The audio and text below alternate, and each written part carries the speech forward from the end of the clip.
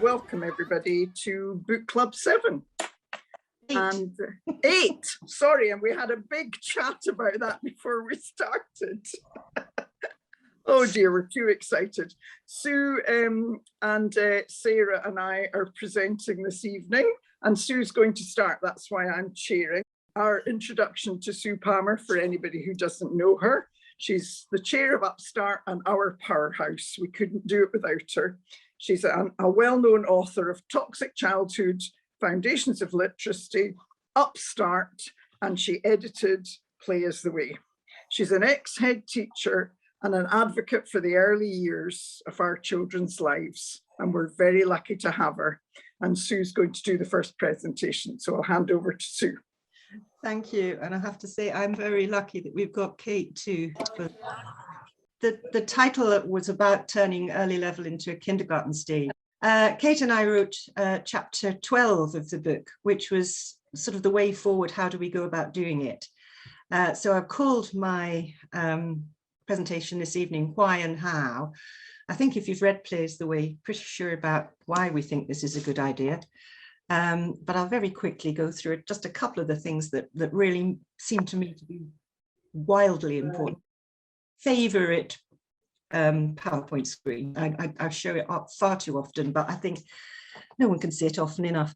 It's basically the UN's line and its definition of early childhood as birth to 8 years old. And that actually is also the definition within Scotland, because since we were working always on the United Nations Convention on the Rights of the Child, we've always taken 8 as being the sort of end point really of what you could call early childhood, and our early years framework went to there. But we didn't really seem to take account of the next bit of this quote, which is what early childhood care and education should be about, more than a preparation for primary school, i.e. the 3 R's. It should be about the holistic development of the social, the emotional and cognitive and physical needs of children, to build a solid and broad foundation for lifelong learning and well-being. And I think that sums it up really well. The problem is, of course, that although we have an early level in Scotland's curriculum for excellence, because of our absurdly early school starting age, which is a historical accident which we've all got stuck with, we're sending them to school at the age of 4 or 5, which is roughly halfway through that early childhood, much earlier than people send them in the rest of the world, which is usually 6, or better still, in the most successful countries, 7, where they're concentrating on that holistic development for a lot longer. I'm afraid we've sort of consolidated it over the last few years by having a Scottish National Standardised Assessment in Literacy and Numeracy in Primary 1, which is linked to age-related benchmarks for achievement, which means that that's, whether teachers like it or not, they're expected to sort of home in on literacy and numeracy in the way that you would in a school. So what is the difference between kindergarten and school? First of all, kindergarten being to do with development, children are treated as individuals who will develop in different ways depending on their genetic and environmental inheritance. They're all going to be different. It's not something that's obviously linear and neat. Obviously, we're supporting them in the ways that will help to prepare them for the sorts of things that will eventually come, but we're also just helping them to be me, to become themselves with all their potential ready for when they start in school.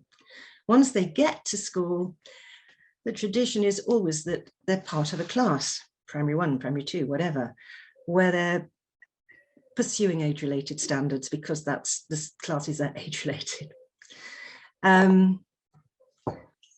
So while the emphasis is on all-round development in a kindergarten, as soon as it becomes school, the emphasis on literacy and numeracy. And of course, as I said, that's why, you know, people in Scotland, including our politicians and unfortunately a lot of people in our education department, are so culturally attached to the idea that as soon as you go to school, you start on literacy and numeracy, that we've now got those wretched P1 SNSAs.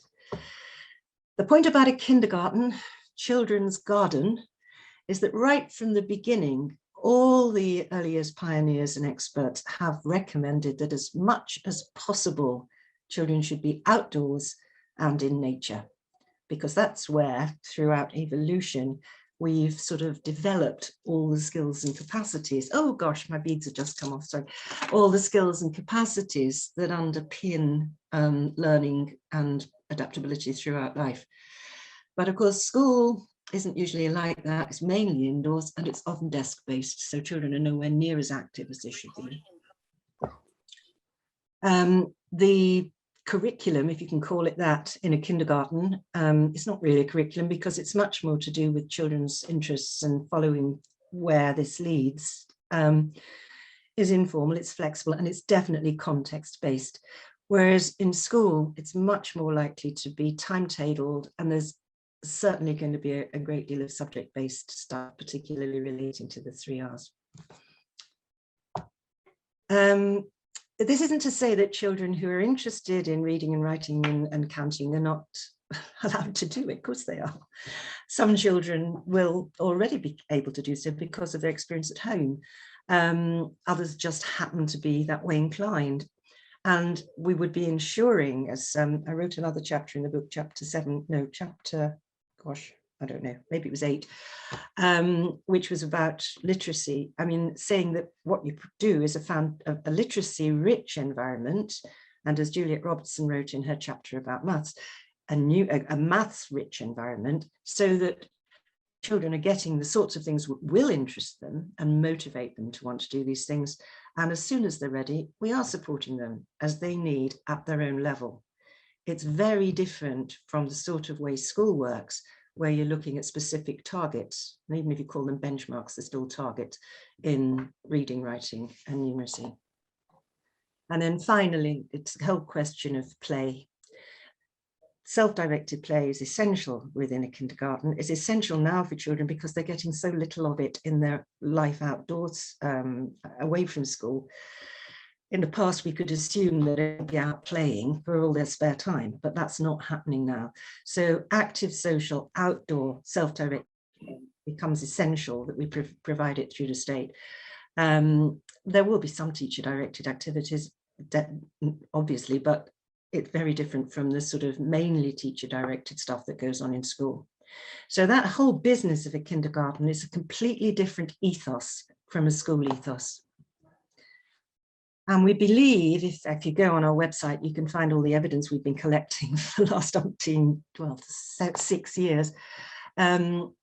We believe firmly that if we can do this, and this is very much again the why, we would certainly help with the mental health crisis. Actually, it's been upgraded by the press this month from mental health crisis to mental health pandemic, which is quite terrifying. But there is a huge mass of evidence that the decline of that outdoor active play has coincided with this mental health pandemic, and also that the evidence that children's resilience is hugely increased by outdoor active adventurous play.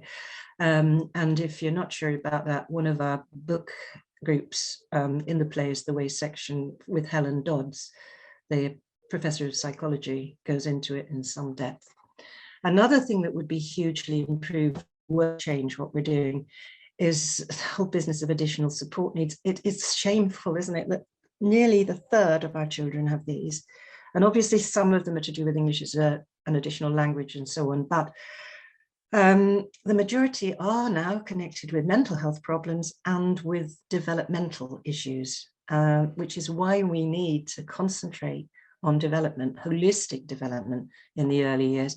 And then there's the old favorite, the poverty-related attainment gap. I really do feel that the first way to address this is to deal with poverty rather than expecting children to sort it out by doing well at school. But even so, if we were to have a kindergarten stage where children get 3 or 4 years when their development is concentrated on, it would make a huge difference in terms of creating a level playing field for children from disadvantaged homes, because the literacy-rich environment, the maths-rich environment, the general attention to their social and emotional and cognitive and physical development would mean that they're being given much more opportunity for when they do get started to be on a level playing field. So there's the why. That's why I set up all that time ago, asking for a rights-focused relationship centre play-based kindergarten stage. And here's the how. We're very fortunate that Education Scotland actually produced, and the government actually produced, the document that it can all be based on. Realising the ambition as far as Upstart's concerned is a wonderful guidance. We think it should be statutory, because at the moment, I don't think many senior management or people in local authorities actually know what it's all about. And certainly the government hasn't clocked that it is inconsistent with primary one testing, but it's there. So we can do it, it's sort of permission. And not only that, but we're getting more and more people actually supporting what we're saying. At the last election, 3 of the opposition parties had a kindergarten stage in their manifesto. That is a total first for the UK, so well done, Scotland. And secondly, we're getting more and more groups recognising and joining in and saying, yeah, let's go with it. Commonweal, for instance, in the last month, have done a document on early years, excellent document on early years, which among its recommendations includes a kindergarten stage. And the new book out recently by James McAneny, which I do recommend, it's flipping brilliant. And it also, I'm glad to say, recommends a kindergarten stage. In fact, says that the best place to start improving Scottish education would be to start by introducing and funding a kindergarten stage from 3 to 7. So there's lots of support now. So Kate and I, when we started our chapter, thought, let's talk about how you could just move to a straight through early level where you weren't differentiating between early learning and care and school. And when we looked at the barriers, the first one very obviously is that physical transition that children have to make at the age of 4 or 5. Another one is the adult-child ratios, because in nursery it's 1 to 8, and of course as soon as they go into school it's 1 to actually legally 25, which is one heck of a leap if you're 4 or 5. Access to the outdoors in most early childhood settings now, there's pretty good access to the outdoors. I mean, I think they can always be better, and particularly nature is moving really well. In schools, I'm afraid, it's usually indoors most of the time, apart from running about in the playground at break lunchtime. So that's a huge problem. There are issues with the training, because while, again, if people are working in early learning and care, they're probably getting reasonable dose of training in play-based pedagogy and child development, but these things have not been on the agenda of most primary teaching courses for many a long year. In fact, a year or so ago, people said, that we asked, said, no, nothing at all in my course. Kate at the moment is checking up, because there do seem to be real improvements in some places. So Kate's going to be checking up on what the position is in colleges, but can't take that for granted. And then, of course, we've still got this problem with the school ethos and the SNSA. So what we did was we envisaged 3 scenarios that were possible in order to overcome all those barriers. Well, most of those barriers. The first, we envisaged a large inner city school, the usual sort of Victorian monstrosity. But we imagine it having a senior member of staff who actually had qualifications in early years and understood all the stuff, and her managing to convince her senior management to let her put the nursery, the on-site nursery, and the primary 1 and 2 classes together in one wing of the school on the ground floor with access to the outdoors, and create what she called an early learning village, where the children were in cohorts of up to 25, and each cohort would have 1 primary teacher for the law, and 2 early learning practitioners. And there may well be the opportunity to have a teaching assistant, or perhaps a student, a nursery student, or someone in training in the class as well. So that would give a reasonable way of making sure that you've got the right ratios. There's no longer a physical transition because we're in the same place. And both Kate and I are very keen that it should be vertical grouping. The children should be in groups of 3 to 6 year olds, because that's nature's way. Little children have always been looked after by the bigger children, and it's really good for both of them, because in 3 years, those little children will be big children too, so that it's very easy for them to sort of see that they too can be the big ones soon and can be the helpers. In order to get an outdoor area, I imagine she might have consulted learning through landscapes, so that you sort of get a bit of the playground as much as you can grab and change it. And learning through landscapes can help you change anything. It used to be Grants for Learning in Scotland, but it's now changed its title. It can help you make any bit of horrible playground into something wonderful. And of course, we've also got all this sort of terrific advice from people like Juliet Robertson in Creative Star, and all that's free on her website. But the big thing, of course, with little children particularly, is you can get the community involved, because when they're little, mums and dads and grannies and granddads are all very keen to help. And that means you can get, for your changes that you're making, you've got all sorts of advice and help coming from various directions, but also unpaid labour and various other things. So we imagined Lillian Hardy doing that. Another possible way would be for a nursery to grow upwards and take on primary 1 and 2 children as well. And for this one, we imagined one in a sort of fairly run down sort of semi-urban area, which we do have rather a lot of in Central Belt, where, you know, there's not a lot of money going.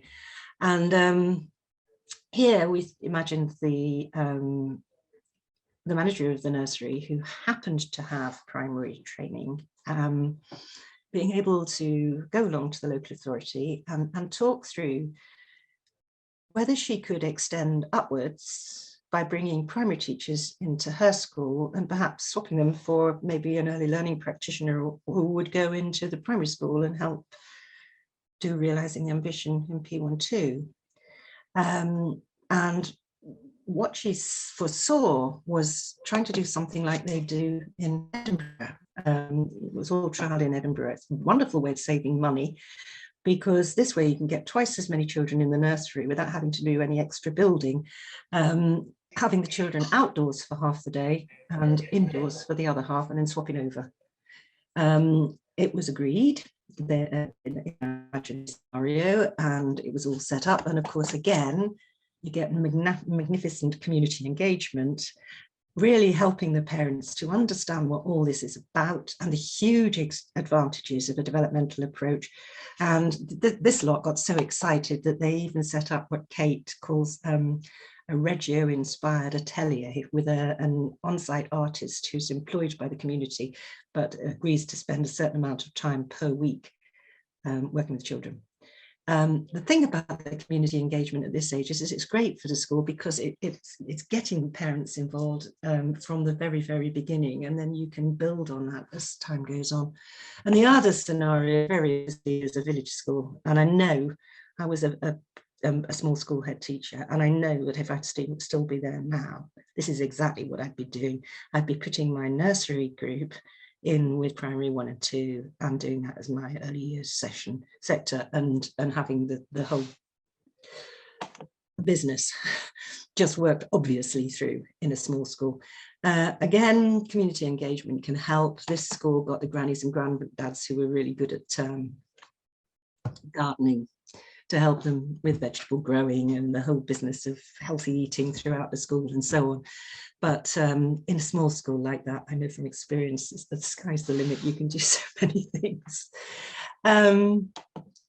Anyway, the other big thing was the training, and how do you take principal play-based pedagogy up? That it really needs people to know about child development, play-based pedagogy, and about going outdoors. And there's already such a lot going on. Scotland's really working on this. We've got training courses now relating to realising the ambition. We've got these master's degrees, including the Freble MEd. Deirdre Grogan's doing splendid stuff at Strathclyde. I'm sure there's loads more things going on. But there's also, training by people like us. We've got Anna F. Grave coming back. She did a few sessions for us, as did Kim Scott, and Juliet Robinson in the past. So lots and lots of opportunities for people in that way. But above all, I just think over the last year or so, things like the Scottish Educators Connect and all the teachers support groups that are actually just helping each other work their way forward. And in that context, I have to mention also Kate's amazing Playing P12 Facebook group, which has been going now for 5 years, and as I think a lot of teachers have found their way to other people and help them sort of go forward on it. So I think there's plenty of movement there. There's still the P1 tests to get rid of, but we will carry on working on that. And in the meantime, we recommend that people just pretend they don't exist. I think that's the best way to do it. Play is the way it was written, originally inspired as a way of trying to get the whole idea of realizing the ambition moving, and we hope it has helped. We have a baby coming up very soon. I hope to be able to announce it by today, but it still seems to be at the makers. Obviously a late arrival, but all being well, we've got a little book of quotes coming up. Really great quotes from great thinkers. And I have to say, I think little quotes can be a great way of helping you see the way forward. So I'm going to finish with a little quote that really means a lot to me. I used to use it all the time when I was doing toxic childhood talks, but I then forgot about it, and it just cropped up again last week. And this is it. The future isn't some place we're going to, but one we're creating. The paths are not to be found, but made. And the activity of making them changes both the maker and the destination. I love that. So my final message is just do it. And we're going on to hear someone now who has just done it to quite a large extent. So I'll pass you back to Kate to introduce her. It's my great pleasure to introduce Sarah Jane Latto. I don't know what it says on her screen. I think it says D-U-R-A-N, but I'm not sure. But anyway, Sarah is the nursery manager of the Secret Garden Outdoor Nursery and the author of Chapter 7, A Kindergarten Stage at the Secret Garden. And I stole this from the Secret Garden's website and I loved it.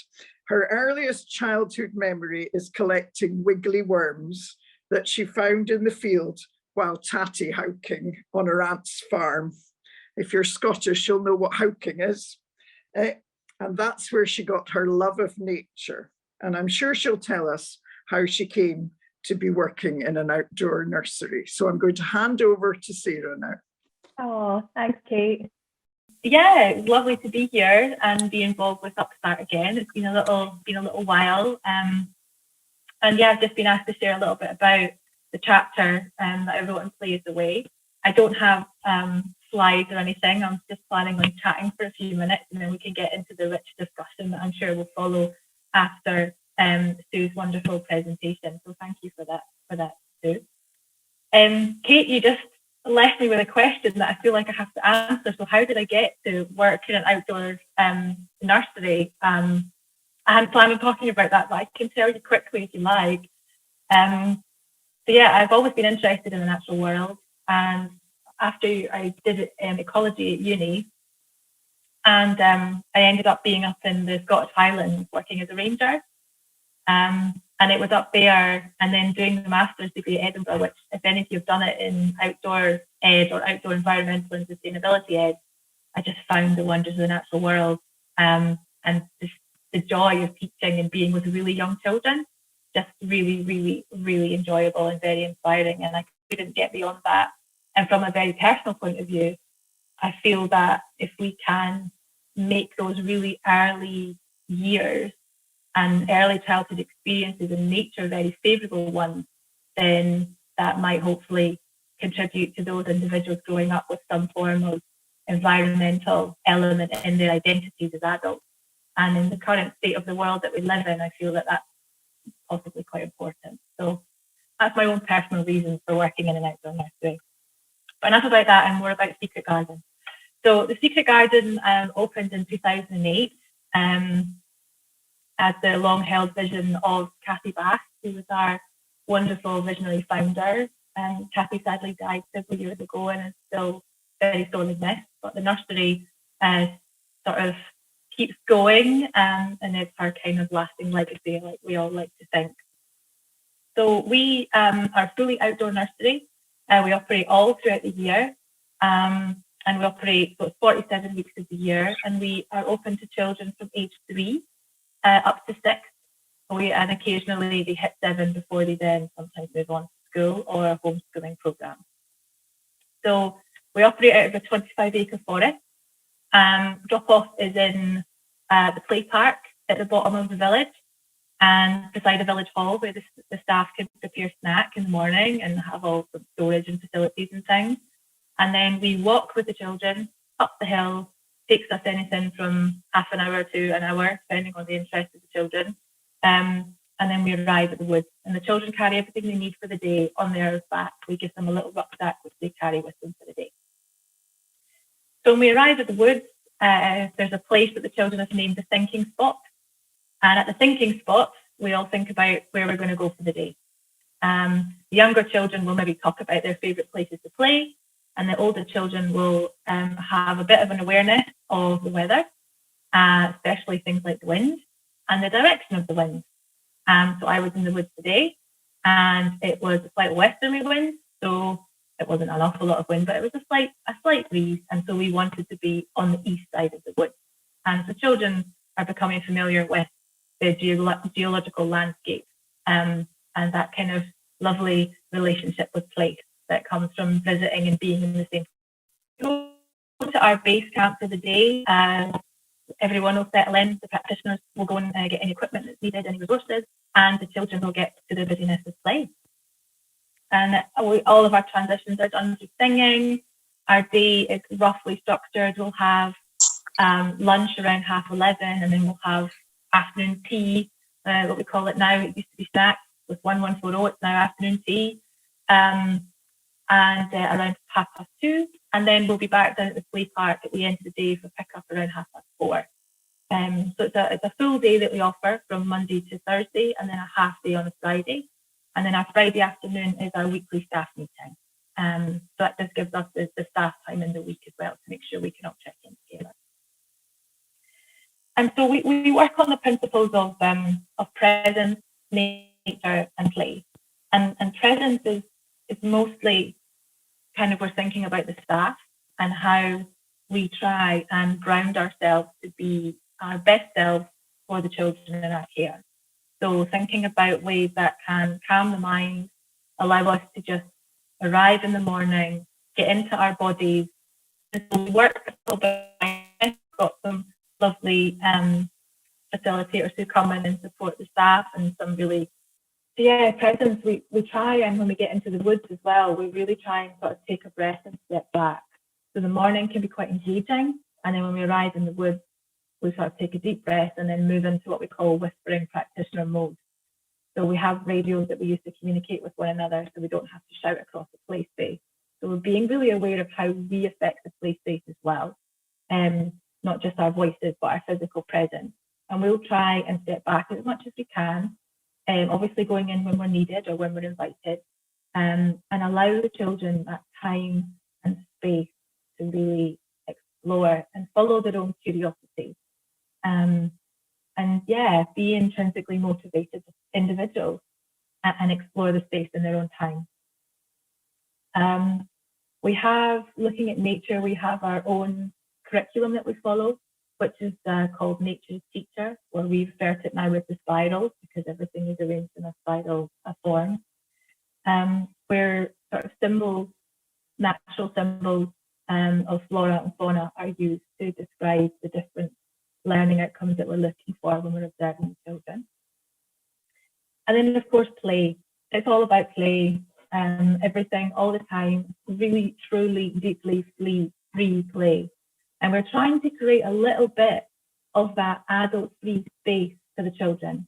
We're very much there. We're holding the space. We're carefully, gently, mindfully holding the space for the children, but we're trying to stand back as much as we possibly can to give them the chance to really try and be themselves without constant intervention from adults, which is, in today's world, what a lot of children get all of the time. So in 2018, we've historically always had a couple of children who have wanted to defer a year. And in 2018, I just started in the management role, and I was approached by several parents who are key workers for their children. And they said, we'd really like to do an extra year, but they had concerns around, would anyone else want to do an extra year, and would their child be the only 5-year-old in the group? And that seemed to be quite a concern for them. And so we had meetings around this. And before we knew where we were, we had about 10 families who were all really keen for the child to do an extra year at nursery. And they were all really keen for their children to be in the same group as part of that nursery day. So there would be, in the end, I think there was 8 children who stayed on as part of that group. And we called that group the Buzzards, because at Secret Garden, all of our key groups are animal names. The Buzzards were our sort of school-age children.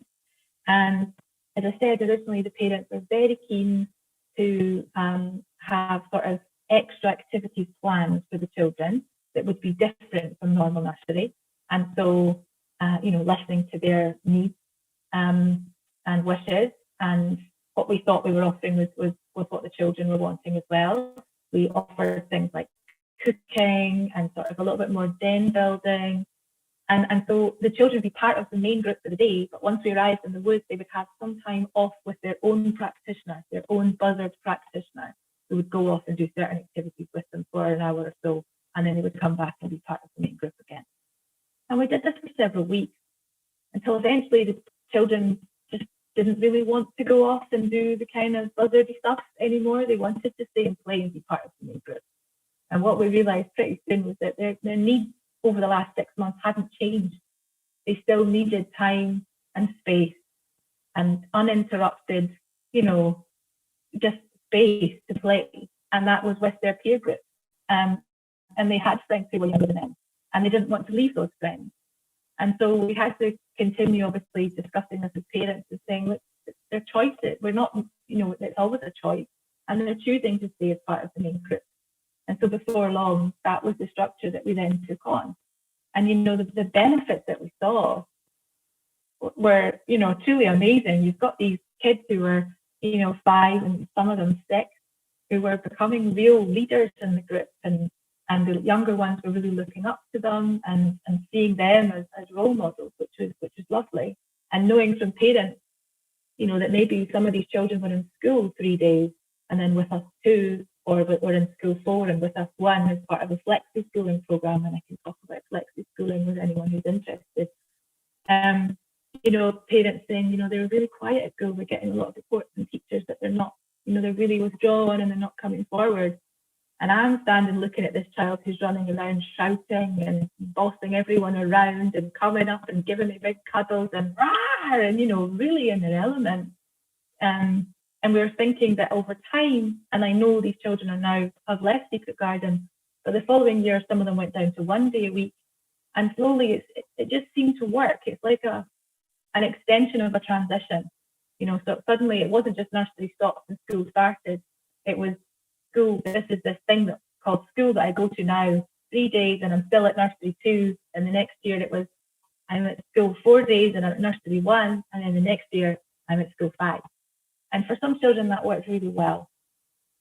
And so now we've got buzzards on Monday, Tuesday, Thursday, and Friday. We currently don't have any on a Wednesday at the moment, and we've got several in each group.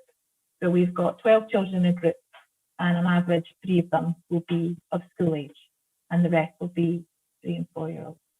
And that seems to work really, really well for us anyway.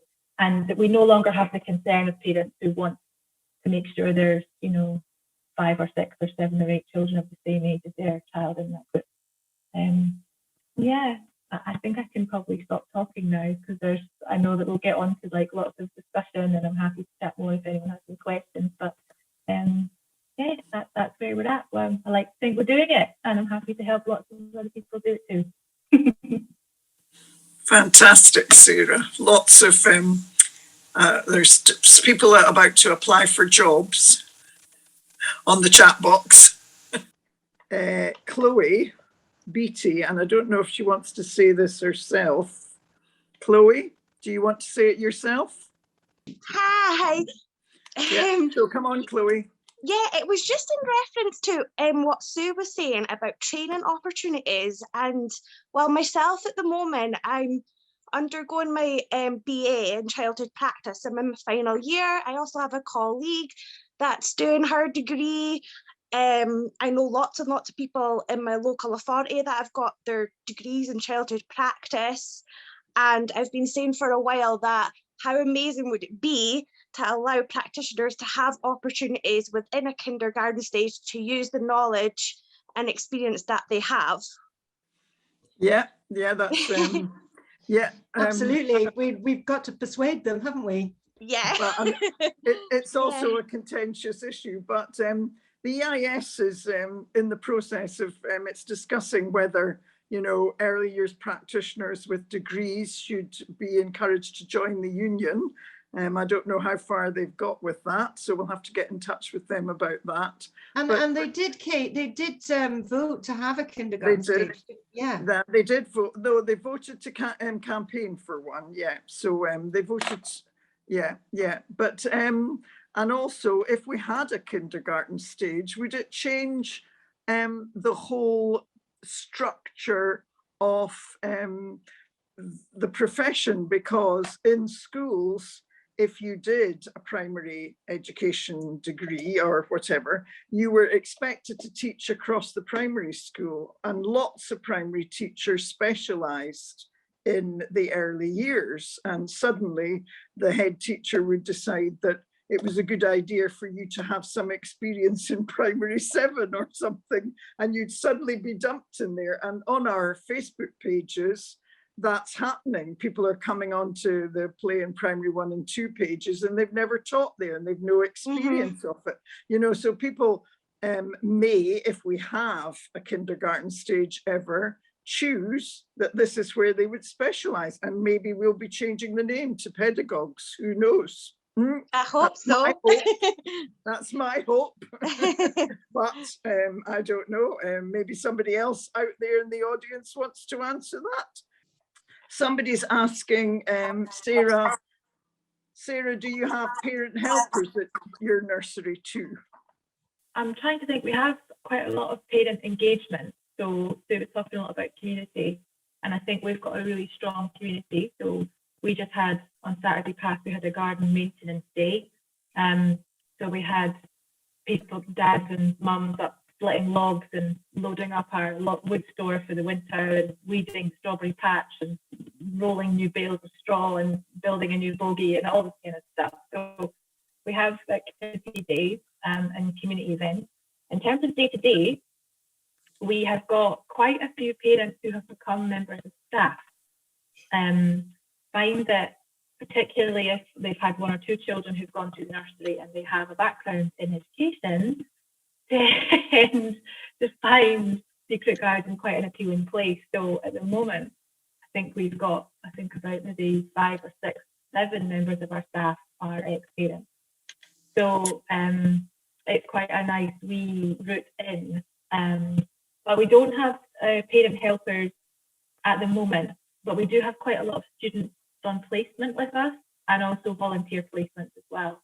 Tend to try and bring people in, whenever they contact us and are interested. So there was another question for you, Sarah, about what level of interest has there been from Fife Council or any other public body to find out the impact of the Secret Garden Nursery on the children?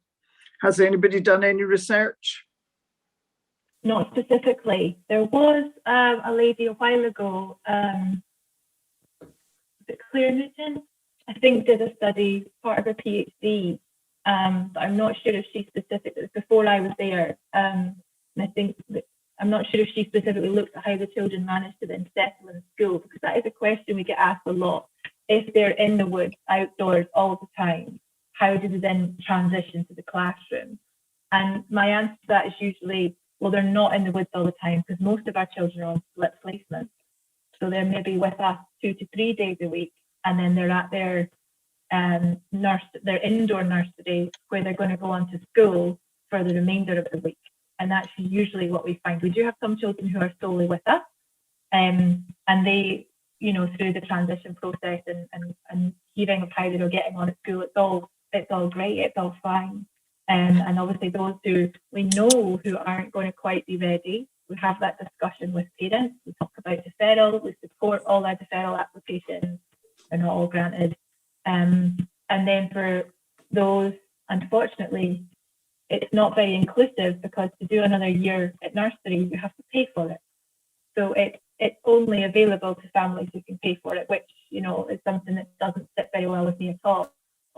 But there's no other way that we could offer it at the moment. But at least we can't. if we had a kindergarten you know, stage. Exactly.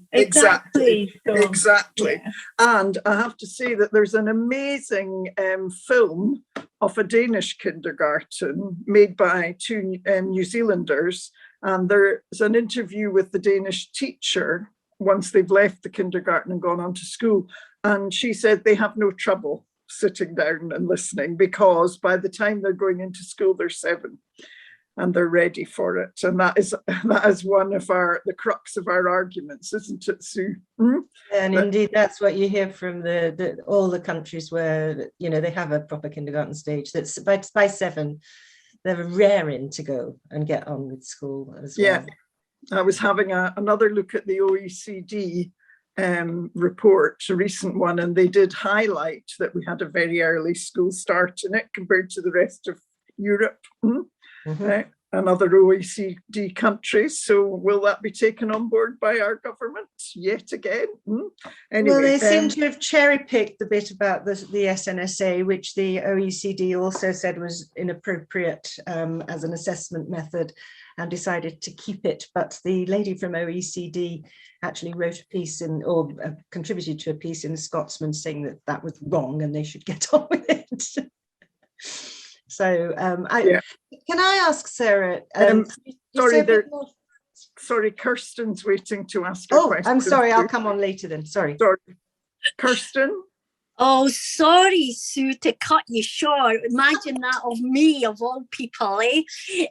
It's maybe sort of going back to what Chloe had said previously about the training, and I know it is extremely controversial, especially in Edinburgh with the union and those behind the nursery teachers. But if we look at the qualifications that for a number of years, early years practitioners are leaving colleges with, so not just the universities, but the colleges, they are doing HNDs in childhood practice. They're doing level 8s. There's a couple of my class on tonight. Well done, girls. And then going on to level 9 with a real focus on pedagogy, a focus on outdoor learning, on level 8 and 9, leadership, pedagogical leadership. And it just seems that wealth of knowledge and experience is still being swept under the carpet in preference for a traditional teacher. And I feel that personally and professionally, I was one of the first cohort in Scotland to do the BA, and I think there has to be that recognition that perhaps the kindergarten stage can also not bring wonderful opportunities for children and families, but it can also bring wonderful opportunities for those people who have studied, not gone down the traditional teaching route, but done lots of people don't know that a level 8, level 9 qualification is equivalent to a BA. So You have something to say, Kate? Yes, I do, because I worked in Edinburgh as a nursery teacher after doing my qualification as a teacher at Murray House. But then I did an extra qualification, 2 years part-time. That's a year full-time. And it's like the Fribble certificate, the thing I did. Great. It was called the Dipsy Early Ed. I think it's very appropriate for me because Dipsy, Dipsomaniac, it's all the same. Sorry, but Dipsy, I mean, but I loved what we had in Edinburgh, the blend of skills, the blend of where people came. And I think Sarah's got a huge blend of skills in her outdoor nursery with people coming from diverse backgrounds. And what we would be looking for is pedagogues from diverse backgrounds. You know, there shouldn't be one route, you know, there should be multiple routes. I see a blog coming on here, Kirsten. Yeah. So I think that this is something that could very well be written about and spread around until we've actually got some sort of, you know, bit of something on paper with pictures. It's very difficult to get through. Yes, is that you? Also, we need to pay people properly. That's my other thing. I'm always banging on about this, sorry, because in the early years, we should be spending more money than we spend in secondary, not less. We shouldn't be the place that they spend less money. It should be the place they spend the most money. We should have support from other people, speech therapists, OTs. We should be able to call on all these people because we can make the difference. Sorry. Yeah. No, I totally agree. And again, that's another, I think Sue's calling in all the favours that I owe her about for the blog, but that's fine. We can chat later, Sue. But I do genuinely think that for, you know, I have a class of 29 students on level 8 embarking on their first year. It's an aspirational qualification, the level 8. They don't need it to work in their setting. Those 29 students have chosen to further their knowledge and experience. But if the only recognition for your knowledge and experience is through a teaching degree, that is where you know, that is where I feel quite strongly. But we're not saying that. No, I'm just that. I know you're not saying, but what I'm saying is in Scottish society and our local authorities, that's, you know, if you're a head teacher of a primary school, you will earn more than a head of centre. Yeah, who may not. If you're a nursery teacher with extra qualifications, you don't earn any extra money. Exactly. You know, so there's huge inequalities. You know, we need to put money into early years. We need to pay the staff properly, and we need to fund it properly. Yeah. And I think perhaps this is something that can be raised again in the next book group, which is raising the status of early childhood education and raising the status of early years with 3 very well-known academics. So it's something that's got to become the next stage as we move on. There's questions on the box. We've only got 5 minutes left, sadly. I'm sure we can run over a bit, but there's questions on the box about inclusion, Sarah, and how would you manage that?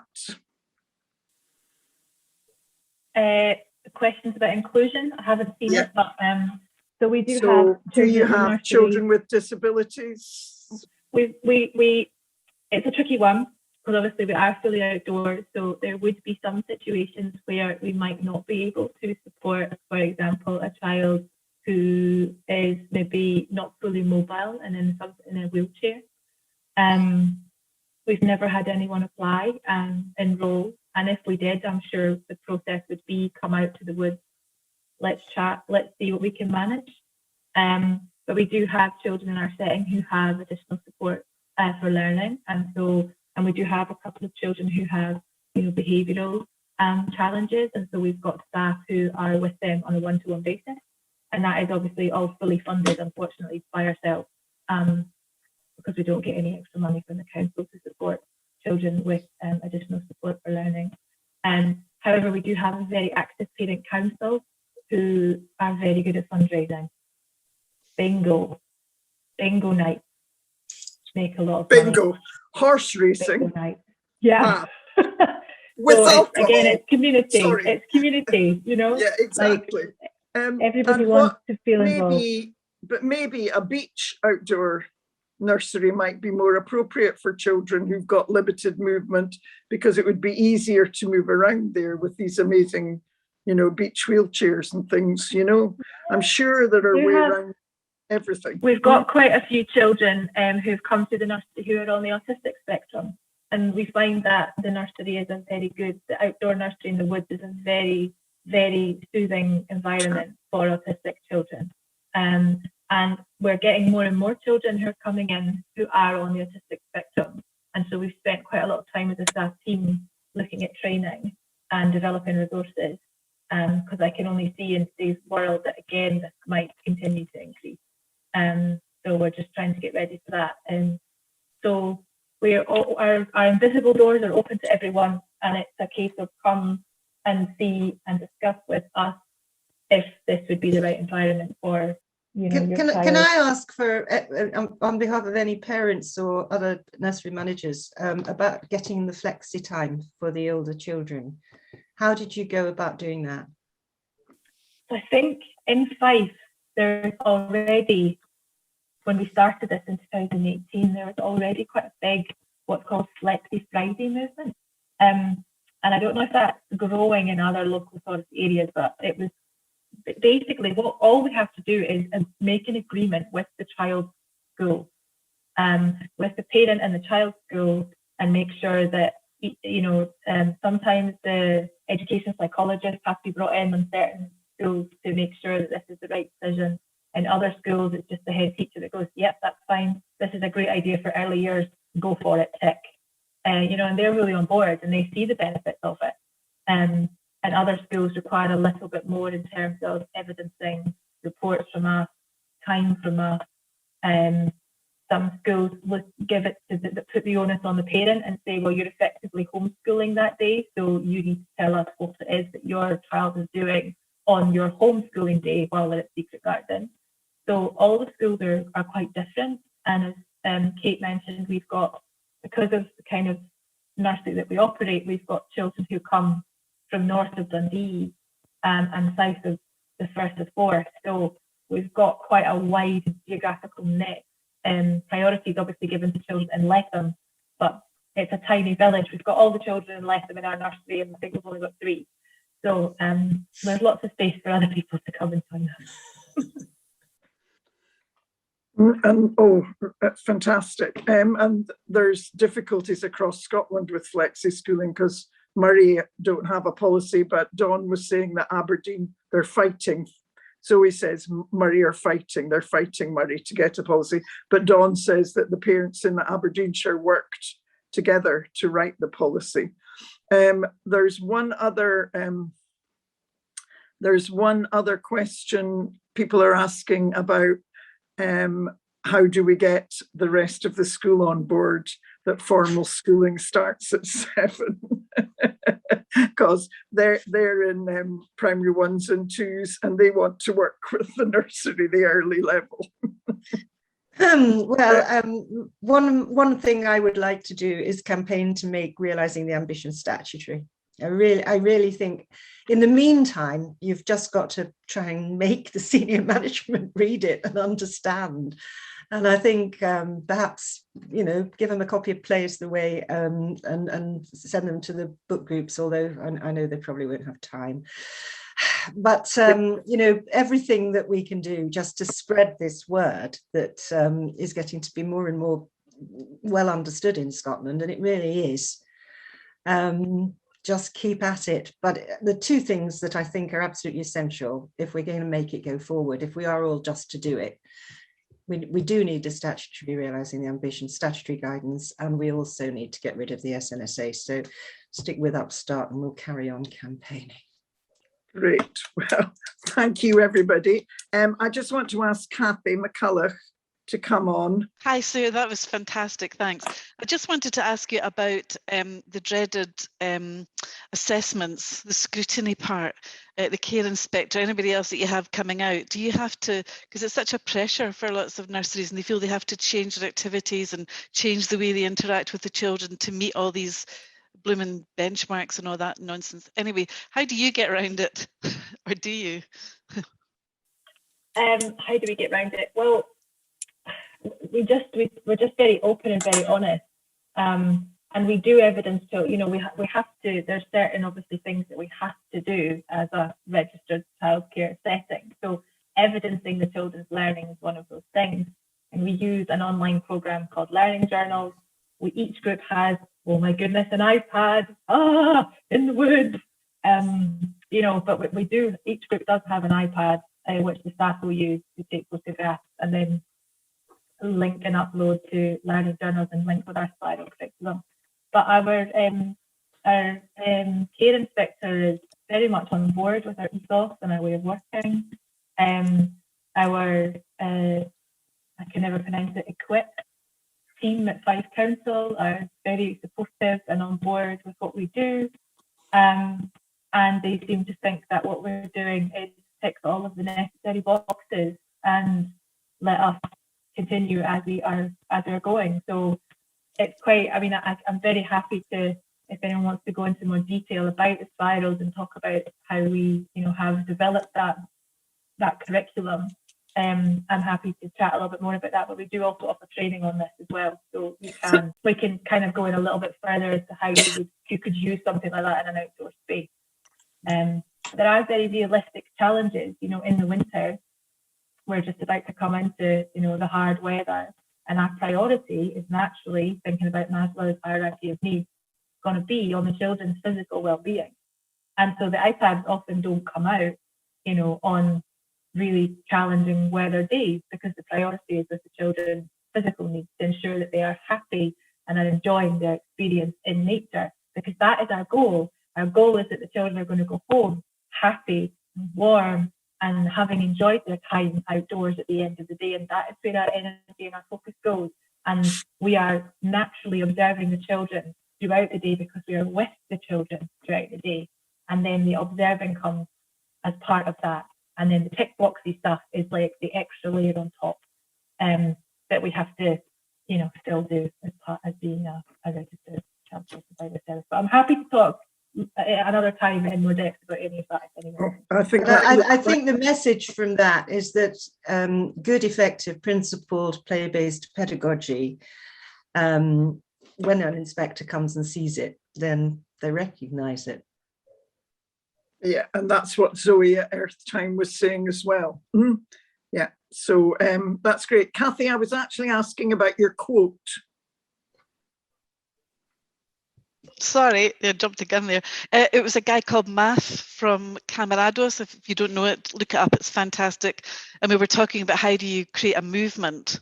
And he spoke about change comes from the tongues of poets, not from strategic plans. And I just loved that, because I think I drive my colleagues mad because I'm always banging on about putting the strategic plan in another room because I can't be bothered with it. So it just sounds perfect to me. I think that's how I feel at these events. There's lots of poets, lots of lovely tongues, and lots of stuff coming from people. And sharing all their expertise. I just want to say thank you to everybody. Sue, what's the next date of the next book club? 14th of October, I think. It's a Thursday. We've had to change the dates because our three speakers are so much in demand that you can't get them any other time. So it's great. So it'll be Lynn McNair, Aileen Wendy, and Marion Burns, co-author of Realising the Ambition. Yeah. Who wrote the chapter on the workforce. Yeah, and we are also having on Eventbrite Play is the Way with Anna Etgrave for £5.80 on the 28th of October. And she's going to be talking about play and what it gives to children from her experience in planning in the moment, which is perfect. So I hope as many of you will support that. It helps to fund Upstart. So thank you everybody for coming along. Thank you, Sue. Thank you, Sarah. Thank you for everybody who contributed and everybody who was here. So thank you. And we'll see you soon. Goodbye.